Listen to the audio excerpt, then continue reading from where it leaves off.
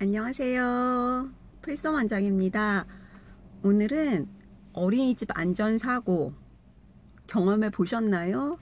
어떻게 처리하셨나요? 주제로 얘기 나눠보도록 하겠습니다. 저는 어린이집 안전공제회에서 보험 처리까지 한 사고가 하나 있었어요. 그것도 원장 1년 차예요. 어떤 사고였냐면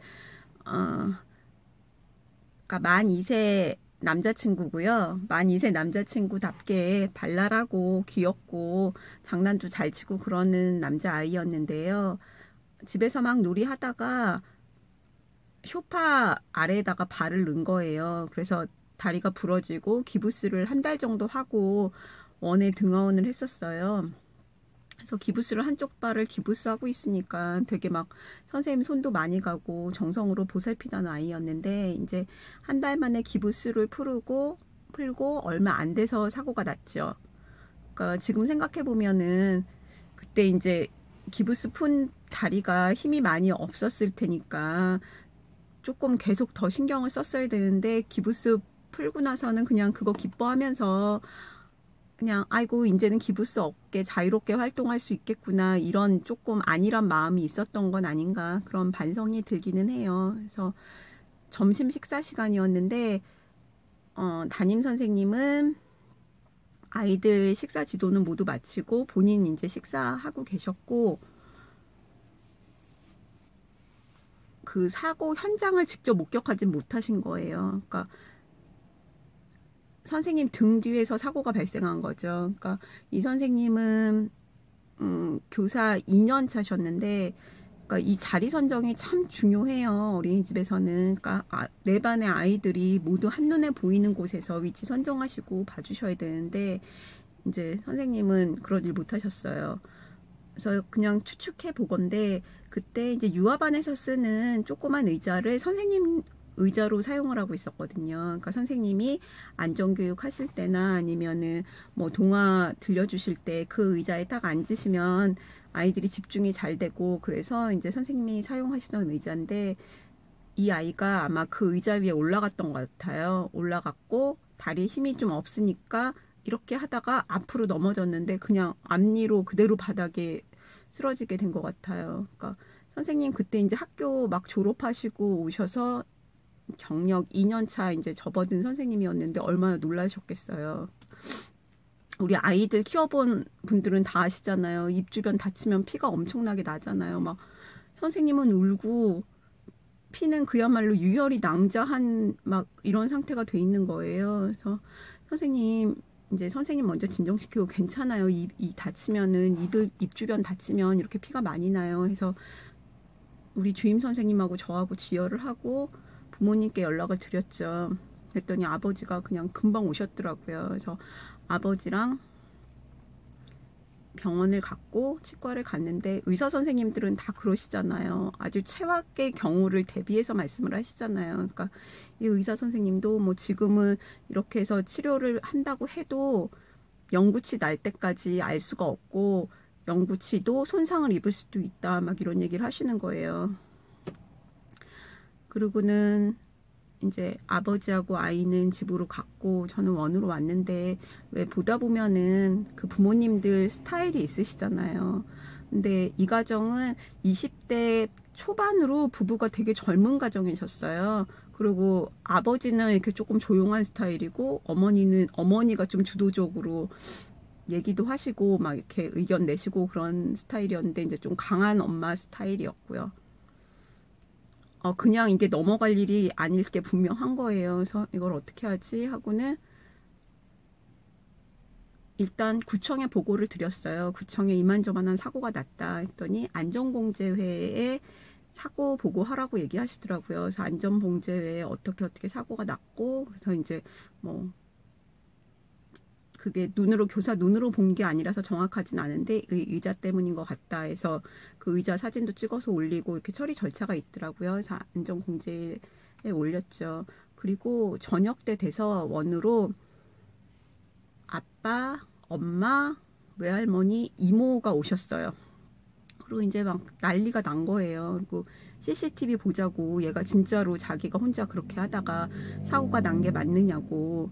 근데 그 당시에 저희 원에는 CCTV가 없을 당시였거든요. 그래서 CCTV는 없다 이제 했더니 우리 친척이 경찰서에 있다, 경찰에 고발할 거다, 막 이런 얘기를 하시더라고요. 그래서 어머니 저기 진정하시고요. 이게 제가 시군구 관계자분하고 그 다음에 어린이집에서는 이런 사고 대비해서 보험을 들고 있어요. 그래서 보험에도 신고를 해놓은 상태입니다. 이제 말씀을 드렸더니 보험이고 나발이고 다 필요가 없고 나는 경찰서에 이 어린이집 고발할 거라고 막 노발대발을 하시는 거예요. 그래서 어쨌든 그때는 이제 해서 돌아가셨고, 그 다음날 제가 이제 가정으로 또 방문을 했죠. 괜찮은지 뭐 이제 좀 살펴보려고요. 겪어보신 분들은 아실 거예요. 참 아이들 봐준 게 공이 없다고 아이가 일단 다치면은 완전히 진짜 죄인이 되는 거예요. 너무 막 진짜 막 죄송한 마음 많지만 그 자리가 너무 힘들고 싫은 거죠. 그랬더니 하여튼 그래도 어쨌든 가봐야 되니까 가서 보고 또 욕 막 바가지로 먹고, 그리고 이제 하여튼 매일 다녔어요. 근데 이제 그 경찰서에서도 그렇게 얘기해 주셨나 봐요. 그러니까 이건 경찰서에 신고를 하는 게 아니고 그 원장이 하는 말이 맞다고, 그렇게 절차를 해야 된다고 하니까 그 부분에서 조금 화가 누그러진 것 같더라고요. 그러니까 이제 그러면서 본인 얘기를 하시는 거예요. 사실은 지금 애 아빠랑 이혼 절차를 밟고 있었다고. 근데 이게 지금 뭐냐 막 이제 얘기하시면서, 하여튼 저는 죄인 돼가지고 매일 저녁 되면 찾아가서 이제 했더니 하루는 뜬금없이 또 사고는 담임이 냈는데 왜 담임은 안 오고 원장이 맨날 와서 이렇게 죄송하다고 괜찮냐고 그러냐고. 그러니까 담임 선생님은 전화만 드렸거든요. 그리고 제가 직접 겪어보니까 이 힘든 상황을 담임 선생님께까지 겪게 해서는 참 보육활동 하기가 힘들겠다 싶어서 나 한 몸 그냥 십자가 짊어지고 가자 이제 하는 마음으로 담임 선생님은 그 집까지 오라고는 얘기 안 드렸는데, 지금 생각해보면 그래도 담임 선생님이 한번 같이 데리고 갈 걸 그랬나 보다 싶기는 해요. 일단은 뭐 보험에서 처리도 되고 다 하지만 그 미안한 마음은 있고, 부모님들도 무슨 사고가 났을 때 진심 어린 사과 막 이런 거 바라시잖아요. 그러니까 한번 같이 갔었으면 좋았겠다 싶은 생각도 드는데, 하여튼 이제 그렇게 며칠이 지나고 어느 날은